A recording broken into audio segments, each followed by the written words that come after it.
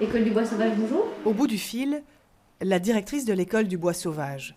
Tous les élèves doivent revenir. C'est un petit test pour vérifier le niveau de CO et être sûr qu'elle est en sécurité. Ils doivent se faire tester pour vérifier leur taux de monoxyde de carbone. Je suis en train de prévenir tous les parents de nos élèves pour leur annoncer qu'il y a eu une fuite de gaz à l'école ce matin et que donc il faut tester tous leurs enfants pour vérifier leur taux de CO dans le sang. Comment est-ce que vous vous sentez ? En train de gérer une crise. Post-crise, car l'évacuation a eu lieu plus tôt dans la journée.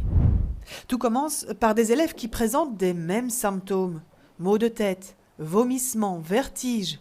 La situation est très vite prise au sérieux et l'hypothèse d'une intoxication au monoxyde de carbone s'impose rapidement. Les secours sont prévenus et l'école est entièrement évacuée.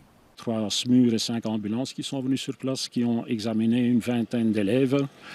Sur ces 20 élèves, il y en a 18 qui ont été évacués vers divers hôpitaux de la région, dont 2 dans un état un peu plus sérieux, mais le pronostic vital n'est pas du tout engagé. Très vite, un plan médical d'urgence est imaginé. La commune a immédiatement mis en place un centre de test. On a libéré des locaux pour pouvoir accueillir tout le monde au même endroit dans les meilleures conditions. Renvoyés chez eux dans un premier temps, les élèves sont donc rappelés.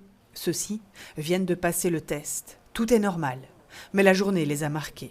Je trouve ça un peu traumatisant avec du recul parce que je me dis que j'avais juste à pas être dans la bonne classe à cette heure-là et moi j'ai réussi à esquiver, mais tous ceux qui étaient là, ça aurait pu être moi. Au début, je me disais que c'était un incident mineur, mais il fallait prendre les précautions, mais ça s'est avéré un peu plus grave quand on voyait toutes les voitures de police et pompiers arriver. On a échappé au pire, quoi. On aurait pu avoir beaucoup plus et tous finir à l'hôpital. Une cellule psychologique a été mise en place.